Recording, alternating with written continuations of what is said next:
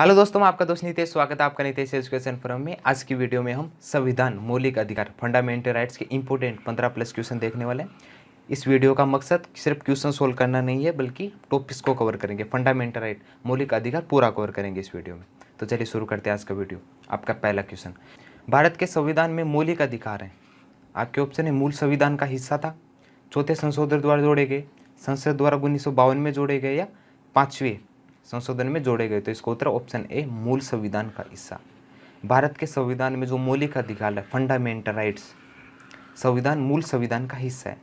संविधान, हमारा संविधान लागू हुआ था 26 जनवरी 1950 में। जब संविधान लागू हुआ था तब उसमें 22 भाग, 395 अनुच्छेद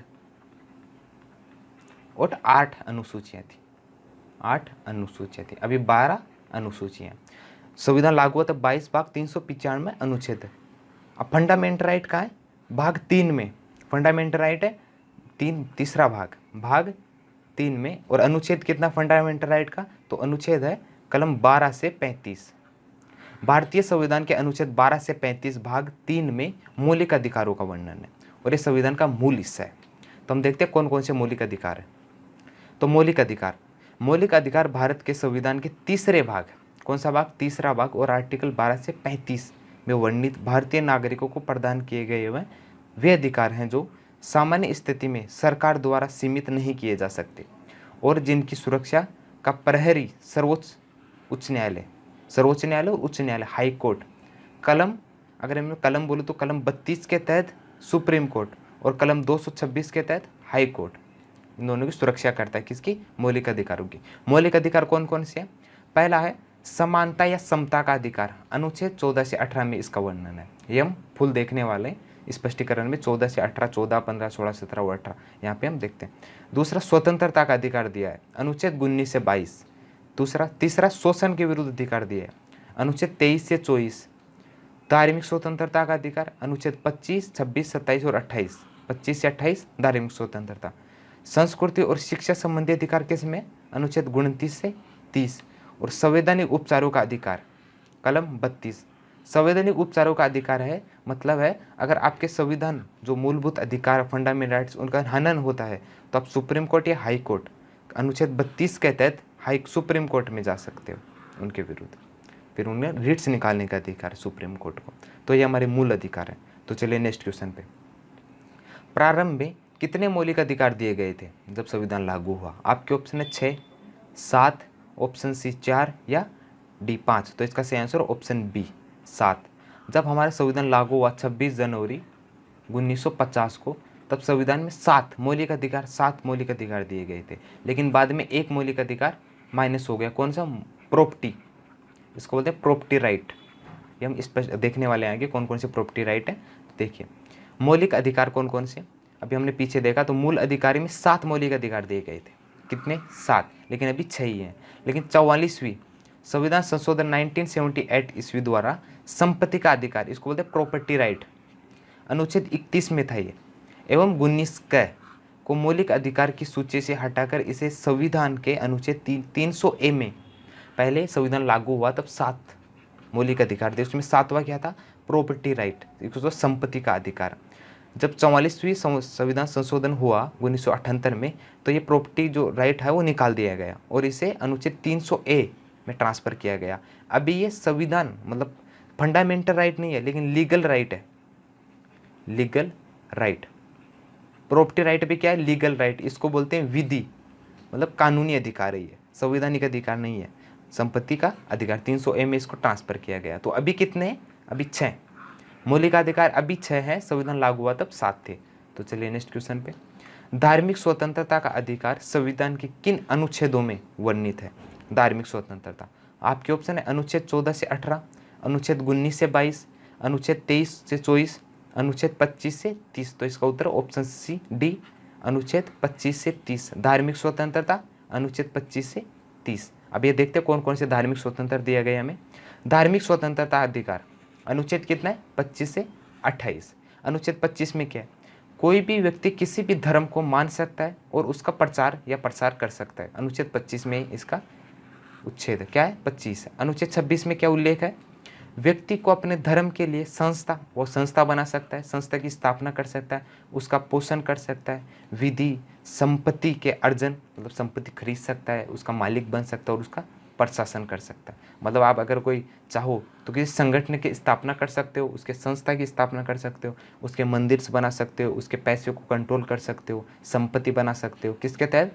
26 के तहत। 27 में क्या उल्लेख है? राज्य किसी भी व्यक्ति को ऐसे कर देने के लिए बाध्य नहीं कर सकता जो जिसकी आय किसी विशेष धर्म अथवा धार्मिक संप्रदाय की उन्नति पोषण में व्यय मतलब खर्च करने के लिए विशेष रूप से निश्चित कर दी गई हो। मतलब सरकार आपसे उन चीज़ों को कर नहीं ले सकती जिसके तहत वो इस विशेष धर्म जैसे हिंदू मुस्लिम इनमें से किसी धर्म को विशेष रूप से उन पे खर्च कर रही हो, उनके विकास के ऊपर खर्च कर रही हो। सरकार ऐसा कोई भी काम नहीं कर सकती या आप में से कर नहीं ले सकती। भारत में कोई भी धार्मिक राष्ट्रीय धर्म नहीं है, हमारा देश धर्मनिरपेक्ष है। धर्मनिरपेक्ष किसी भी राष्ट्रीय धर्म नहीं है। जैसे पाकिस्तान, बांग्लादेश, अब अफगानिस्तान में कौन सा राष्ट्रीय धर्म है? तो उनका इस्लाम। इसी भारत में कोई भी धार्मिक या धर्मनिरपेक्ष भारत, तो कोई भी हमारा राष्ट्रीय धर्म नहीं है। तो कोई अगर सरकार किसी भी विशेष धर्म के ऊपर खर्च करना चाहे उसके विकास के लिए तो हमसे विशेष कर नहीं ले सकती। कलम 25, 26 और 27। अभी कलम 28 देखते हैं। कलम 28 में क्या है? धार्मिक स्वतंत्रता में राज्य विधि से पूर्णतः पोषित किसी शिक्षा संस्था में कोई धार्मिक शिक्षा नहीं दे सकते।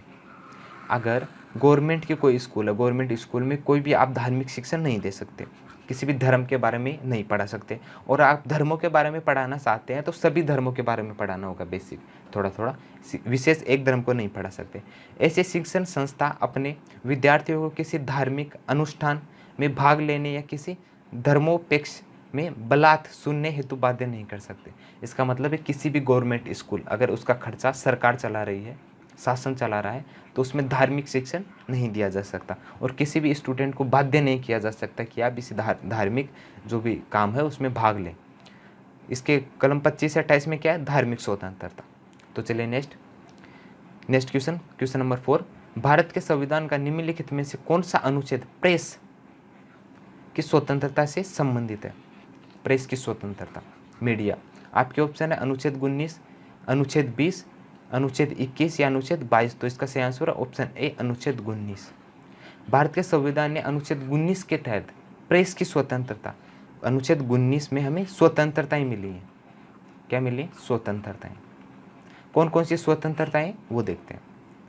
तो स्वतंत्रता का अधिकार हमें मिला है आर्टिकल या जिसको अनुच्छेद बोलेंगे 19 से 22। 19 से 22 में हमें स्वतंत्रता का अधिकार है। तो अनुच्छेद 19 में क्या है? मूल संविधान में 7 तरह की स्वतंत्रता उल्लेख है, हमने पीछे देखा है। अब सिर्फ 6 हैं। 6 कौन कौन सी है? पहले ये अनुच्छेद 19A, ये 19A का ही हिस्सा है। 19 में हमें स्वतंत्रता दी गई है 6 टाइप की, पहले 7 थी। अभी देखिए 19G है तो 19HI का हिस्सा थी संपत्ति का अधिकार, वो निकाल दिया गया है। अभी सिर्फ 6 हैं। कौन कौन सी 6 हैं? 19A बोलने की स्वतंत्रता, इसी में प्रेस की स्वतंत्रता भी है। 19A के अंदर बोलने की स्वतंत्रता के अंदर ही प्रेस की स्वतंत्रता है, प्रेस फ्रीडम स्पीच, ये किस में आएगा? बोलने के अधिकार में। 19B में क्या है? शांतिपूर्वक बिना हथियारों के एकत्रित होने और सभा की स्वतंत्रता। आप बिना हथियार के एक जगह आ सकते हैं, सभा ले सकते हैं, बोल सकते हैं। कलम 19C में क्या है? संघ बनाने का अधिकार, आप पार्टीज बना सकते हैं, पार्टी बनाने का अधिकार 19C में आता है। डी में क्या है? देश में किसी भी क्षेत्र में आवागमन आप घूम सकते हैं, घूमने की आज़ादी है। आप किसी भी राज्य में जा सकते हैं, रह सकते हैं, रह में पीछे में आएगा। घूमने का अधिकार कहाँ पे? 19D में। ई में क्या है? देश किसी भी क्षेत्र में निवास, मतलब आप भारत में किसी भी क्षेत्र में निवास कर सकते हैं, रह सकते हैं और बस सकते हैं। घूमने का अधिकार है, रहने का अधिकार है। और 19G में क्या है? कोई भी व्यापार या जीविका चलाने की स्वतंत्रता। हमें व्यापार का स्वतंत्र है, किसमें? कलम 19G में। अभी 6 स्वतंत्रता के अधिकार कौन कौन से हैं? बोलने का अधिकार, हथियारों के बिना हथियारों के आप एक जगह आ सकते हैं, संघ बनाने का अधिकार है, व्यापार करने का अधिकार है, निवास करने का अधिकार है किसी भी जगह, और आवागमन करने का अधिकार है। पहले ये 7 थे, अभी 6 हैं। तो इसमें हमने कह दिया स्वतंत्रता का अधिकार। तो चलिए नेक्स्ट क्वेश्चन नंबर 5। संविधान के किन अनुच्छेदों में शोषण के विरुद्ध अधिकार दिया गया है या वर्णित है? आपके ऑप्शन है कलम 14 से 18, कलम 19 से 22, कलम 23 से 24 या कलम 25 से 28। तो इसका सही आंसर है ऑप्शन सी, कलम 23 से 24। शोषण के विरुद्ध अधिकार कहाँ है? कलम 23 से 24। अभी हम देखते हैं शोषण के विरुद्ध अधिकार कौन कौन से हैं। शोषण के विरुद्ध अधिकार अनुच्छेद 23 और 24। अनुच्छेद 23 में क्या है? इसके द्वारा किसी भी व्यक्ति की खरीदी बिक्री, किसी भी व्यक्ति को खरीदा या बेचा जाएगा, इसको बोले सेलिंग। जो गर्ल्स होती हैं या बॉयज होते हैं उन्हें खरीदा और बेचा नहीं जाएगा। बेकारी तथा इस प्रकार के अन्य जबरदस्ती लिया हुआ श्रम निरुद्ध ठहराया गया है, मतलब इसे गलत ठहराया गया है। अगर ऐसा करोगे तो आपको सजा मिल सकती है। दंडनीय अपराध किया गया है, जिसका उल्लंघन विधि के अनुसार दंडनीय अपराध है। जरूरत पड़ने पर राष्ट्रीय सेवा करने के लिए बाध्य किया जा सकता है। ये इसमें अपवाद है, अपवाद। जरूरत पड़ने पर राष्ट्रीय सेवा करने के लिए आपको बाध्य किया जा सकता है। ये कलम 23 में है। कलम 24 में क्या है? 14 वर्ष से कम आयु वाले किसी बच्चे को कारखानों, खानों या अन्य किसी जोखिम भरे काम पर नियुक्त नहीं किया जा सकता। इसको बोलते बाल मंजूरी। 14 वर्ष से नीचे आप बच्चों से काम नहीं करवा सकते। कलम अनुच्छेद 24 में है। शोषण के विरुद्ध अधिकार 2 कलमों में है। कौन कौन से अनुच्छेद है? अनुच्छेद 23 और अनुच्छेद 24। तो चलिए नेक्स्ट। निम्नलिखित में से कौन मौलिक अधिकार नहीं है? आपके ऑप्शन है बोलने का अधिकार, व्यवसाय का अधिकार, हड़ताल पर जाने का अधिकार या धर्म का अधिकार। तो इसका सही आंसर ऑप्शन सी, हड़ताल पर जाने का अधिकार। आप 19B के तहत, अनुच्छेद 19B के तहत संघ बना सकते हो या एकत्र आ सकते हो। बिना किसी हथियारों के आप एक जगह आ सकते हो, संघ बना सकते हो, लेकिन आप हड़ताल नहीं कर सकते। हड़ताल करने का आपको अधिकार फंडामेंटल अधिकार नहीं है। बोलने का अधिकार है, कलम 19 है। व्यवसाय करने का अधिकार है 19G, ये 19A में आएगा। धर्म की आज़ादी अनुच्छेद 25 से 28, अनुच्छेद 25 से 28 में है। तो चलिए इसमें क्या क्या आएगा, देखिए नेक्स्ट क्वेश्चन। मूल अधिकारों पर आवश्यक प्रतिबंध लगाने का अधिकार किसको है? आपके ऑप्शन है राष्ट्रपति को, संसद को, न्यायपालिका को या इनमें से कोई नहीं। तो इसका सही आंसर ऑप्शन सी, संसद को। लेकिन देखिए मूल अधिकारों का प्रतिबंध लगाने का अधिकार संसद को नहीं है, लेकिन आवश्यक प्रतिबंध लगाने का अधिकार है। जैसे अगर आप अनुच्छेद 19B के तहत संघ बना सकते हो, एक के तहत संघ बना सकते हो या एक जगह आ सकते हो या सभा ले सकते हो, लेकिन आप हथियारों के साथ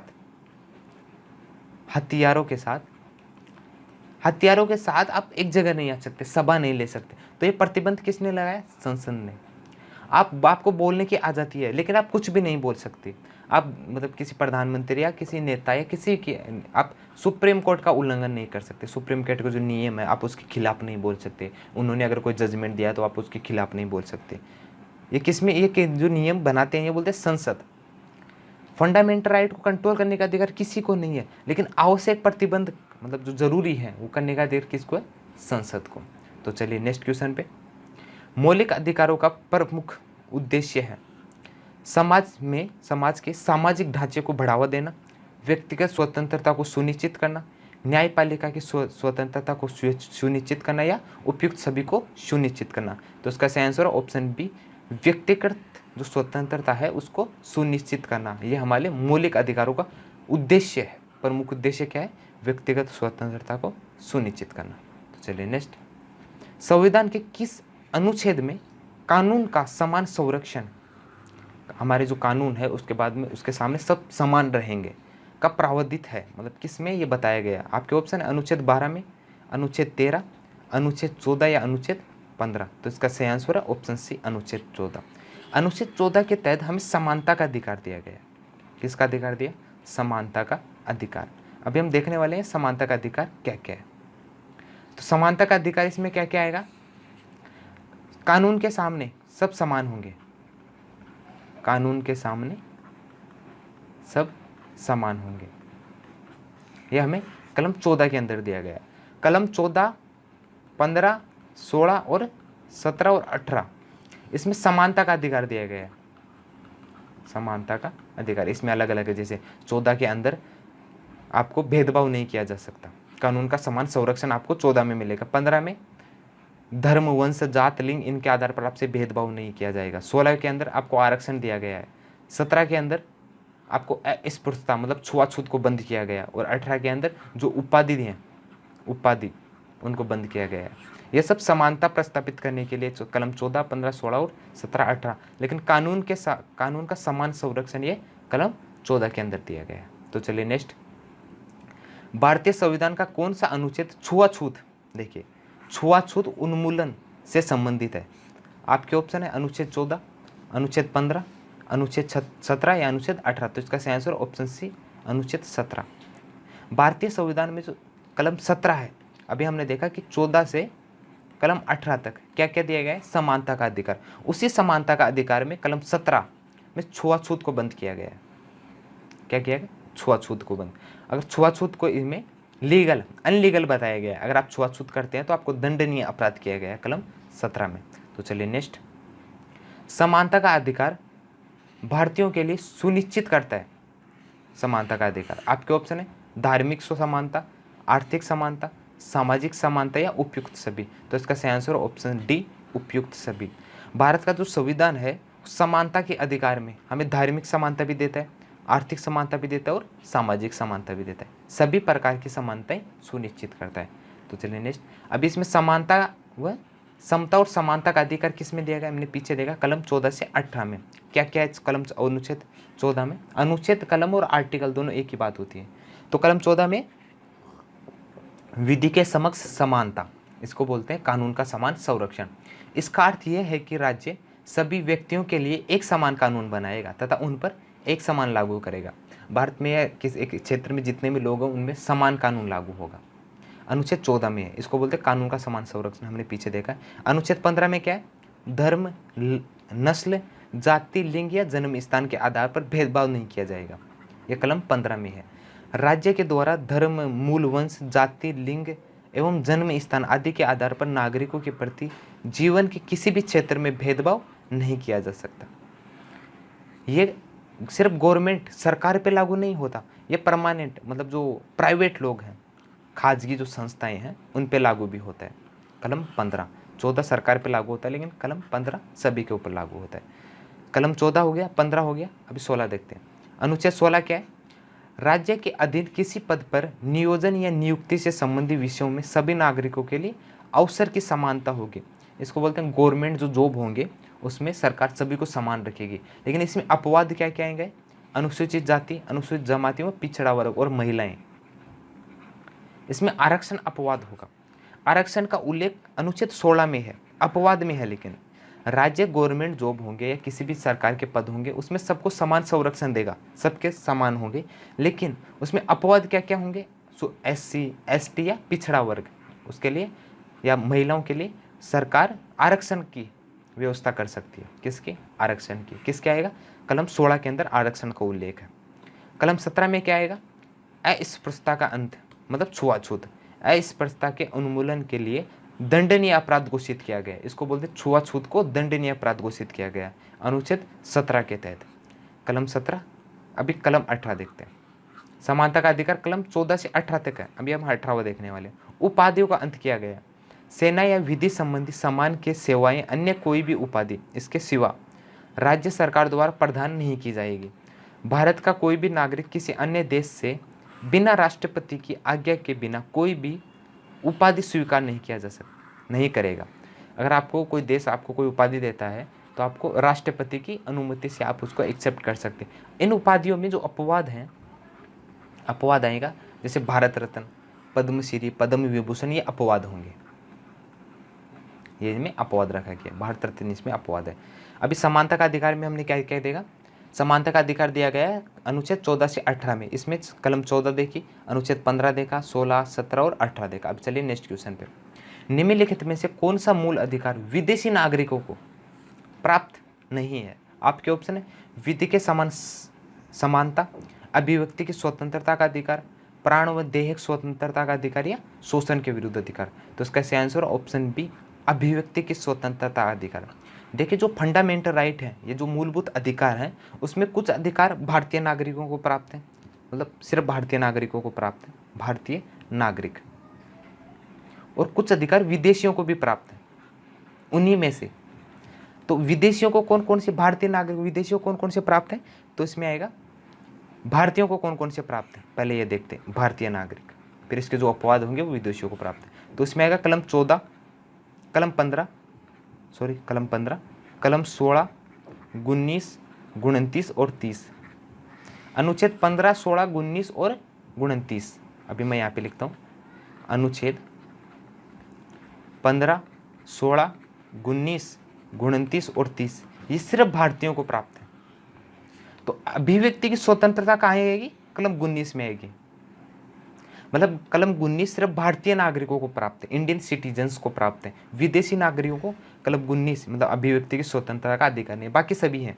कलम 15, 16, 19, 29 और 30 को छोड़कर बाकी सभी विदेशी नागरिकों को भी प्राप्त है अधिकार। तो चलिए नेक्स्ट, भारत के संविधान के तहत निम्नलिखित में से कौन सा एक मौलिक अधिकार नहीं है, फंडामेंटल राइट्स नहीं है? आपके ऑप्शन है समानता का अधिकार, स्वतंत्रता का अधिकार, नागरिकता का अधिकार या शोषण के विरुद्ध अधिकार। तो इसका सही आंसर ऑप्शन सी, नागरिकता का अधिकार, सिटीजनशिप का अधिकार। ये मौलिक अधिकार फंडामेंटल राइट नहीं है, क्योंकि भारतीय संविधान के अनुच्छेद 2 और अनुच्छेद भाग 2 और अनुच्छेद क्या 5 से 11 पिछली वीडियो में हमने देखा था नागरिकता पूरा। तो नागरिकता का अधिकार 5 से अनुच्छेद 5 से 11 में है, लेकिन ये फंडामेंटल राइट नहीं है। जो मूल अधिकार हैं हमारे वो 12 से 35 के बीच में जो भी आर्टिकल या जो भी अनुच्छेद होंगे वो मूल अधिकार है, इसको बोलते हैं फंडामेंटल राइट। जो नागरिकता का अधिकार है वो अनुच्छेद 5 से 11 के बीच में आता है, तो ये हमारा फंडामेंटल राइट नहीं है, लेकिन ये राइट है 5 से 11। इसमें नागरिकता से संबंधित कानून में प्रावधान किया, जैसे 15, 5, 6 कलम 11 के तहत संसद को अधिकार दिया गया है, जिसके तहत वो सिटीजनशिप में एक्ट बना सकती है। जैसे उन्होंने 1955 का जो एक्ट बनाया था, हमने पिछली वीडियो में ये देखा है। नागरिकता अधिकार ये मूलभूत अधिकार नहीं है। बाकी समानता का अधिकार है कलम 19, स्वतंत्रता अधिकार एक कलम 14 के अंदर दिया गया, समानता का अधिकार, स्वतंत्रता अधिकार कलम 19, शोषण के विरुद्ध अधिकार कलम अनुच्छेद 23 और 24, कलम अनुच्छेद सभी सेम होती हैं। तो चलिए नेक्स्ट, संपत्ति के मौलिक अधिकार को कब समाप्त किया गया? आपके ऑप्शन है 1978 में संविधान संशोधन 44वें संविधान संशोधन द्वारा, 1982 संविधान के 16वें संशोधन द्वारा कॉन्स्टिट्यूशन अमेंडमेंट, 1973 में 31वां संशोधन द्वारा, या इनमें से कोई नहीं। तो इसका सही आंसर ऑप्शन ए 1978 में 44वां संविधान संशोधन हुआ था, उसके तहत संपत्ति का अधिकार। भारतीय संविधान में जब संविधान लागू हुआ, हमने पीछे देखा तो 7 मूलभूत अधिकार थे, अभी कितने 6। एक मूलभूत अधिकार कौन सा निकाला हुआ है? प्रॉपर्टी का अधिकार, जिसको बोलते हैं संपत्ति का अधिकार। 1978 में निकाला गया था 44वें संविधान संशोधन द्वारा। उसको 1901 से हटाकर 1900 से हटाकर इसे 300A में ट्रांसफर किया गया है। अभी ये लीगल एक्ट, लीगल राइट है। कौन सा है? लीगल राइट, लेकिन कॉन्स्टिट्यूशन राइट या फंडामेंटल राइट नहीं। 300A में संपत्ति का अधिकार ट्रांसफर किया गया था। तो चलिए नेक्स्ट, निम्नलिखित में से कौन सा अधिकार भारतीय संविधान के अनुच्छेद 32 के अंतर्गत प्रवर्तित किया जा सकता है? आपके ऑप्शन संवैधानिक अधिकार, मौलिक अधिकार, संवैधानिक अधिकार या उपयुक्त सभी। तो इसका सही आंसर ऑप्शन बी, मौलिक अधिकार, फंडामेंटल राइट। कलम 32 के तहत, अनुच्छेद 32 के तहत अगर आपके मौलिक अधिकारों का उल्लंघन होता है तो आप सुप्रीम कोर्ट में जा सकते हैं, और अनुच्छेद कलम 226 के तहत आप हाई कोर्ट में जा सकते हैं। कलम 32 में क्या है वो हम देखते हैं अभी। कलम 32 आर्टिकल 32 या अनुच्छेद 32, इसके अंतर्गत मौलिक अधिकारों को प्रवर्तित मतलब लागू करना, लागू कराने के लिए समुचित कार्रवाइयों द्वारा उच्चतम न्यायालय मतलब सुप्रीम कोर्ट या हाई कोर्ट, इनमें आवेदन कराने का अधिकार प्रदान किया गया है। आपके जो फंडामेंटल राइट या जो मौलिक अधिकार आपको दिए गए हैं, अगर आपका उनका उल्लंघन होता है या लागू नहीं होते हैं तो आप अनुच्छेद 32 के तहत सुप्रीम कोर्ट में जा सकते हैं। कहाँ पे जाते हैं? Supreme court. इसके संदर्भ में सर्वोच्च न्यायालय को 5 तरह की रिट्स, अगर आप सुप्रीम कोर्ट में जाते हैं कि आपके फंडामेंटल राइट्स जो मौलिक अधिकार उनका उल्लंघन हुआ है, तो सुप्रीम कोर्ट को रिट्स निकालने का अधिकार है। सुप्रीम कोर्ट 5 प्रकार की रिट्स निकाल सकती है, निकालने की शक्तियाँ प्रदान की है। वो कौन कौन सी है? बंदी प्रत्यक्षीकरण, पहला है बंदी प्रत्यक्षीकरण। अगर आपको कोई बंद करके रखा है एक कमरे में, तो आप सुप्रीम कोर्ट में जा सकते हैं कि मुझे 19 मेरे कलम जो अनुच्छेद है उसका 19A का अधिकार है, 19 में उसका उल्लंघन हुआ है, तो आप बंदी प्रत्यक्षीकरण निकालिए। इसके तहत उसको छोड़ने का अधिकार दिया जाता है। दूसरा है परमादेश, तीसरा है प्रतिषेध लेख, या चौथा उत्प्रेषण, और 5वां अधिकार परीक्षा। ये रिट्स निकाल सकती है। कौन आपके किस फंडामेंटल राइट का उल्लंघन है उसके अनुसार रिट्स निकाले जाते हैं। ये रिट्स निकालने का अधिकार सुप्रीम कोर्ट को है अनुच्छेद 32 के तहत, और हाई कोर्ट को है अनुच्छेद 226 के तहत दोनों रिट्स निकाल सकती हैं। आप सुप्रीम कोर्ट और हाई कोर्ट दोनों में जा सकते हैं, लेकिन कलम अनुच्छेद 32 के तहत आप सिर्फ सुप्रीम कोर्ट में जा सकते हैं। उसके बाद सुप्रीम कोर्ट के 5 अधिकार दिए जाएंगे। ये 5 तरह की रिट्स निकाल सकती है। तो चलिए नेक्स्ट क्वेश्चन पे, मौलिक अधिकारों को लागू कराने के लिए निम्न में से किस न्यायालय द्वारा जारी किया जा सकता है? निम्न में से रिट या क्या जारी किया जा सकता है? आपके ऑप्शन है डिर्की, अध्यादेश, समादेश मतलब रिट, या अधिसूचना। मतलब अगर आपके मूलभूत अधिकारों का उल्लंघन हुआ है और आपको लागू कराने हैं, तो जो न्यायालय होगा सुप्रीम कोर्ट या हाई कोर्ट, वो क्या निकाल सकता है? तो डिक्री, अध्यादेश, समादेश या अधिसूचना। तो इसका सही आंसर ऑप्शन सी, हमने पीछे देखा, रिट से निकालने का अधिकार। 5 प्रकार के रिट्स होंगे, 5 प्रकार के रिट्स निकाल सकते हैं। कौन कौन सी रिट्स हमने पीछे देखा? बंदी प्रत्यक्षीकरण, परमादेश, प्रतिषेध, उत्प्रेषण और अधिकार पुरुष। ये 5, ये सुप्रीम कोर्ट और हाई कोर्ट दोनों का अधिकार दिया गया है अगर आपके फंडामेंटल राइट का उल्लंघन होता है। तो इस वीडियो में हमने क्या देखा? Fundamental right. अगर आपके कोई डाउट्स हैं तो आप नीचे कमेंट बॉक्स में मुझे पूछ सकते हैं। अगर आपको ये वीडियो अच्छा लगा हो तो वीडियो को लाइक करें, शेयर करें, और ऐसे वीडियो और देखने के लिए चैनल को सब्सक्राइब करें। तो जल्दी मिलते हैं अगले वीडियो में। Thank you so much. जय हिंद।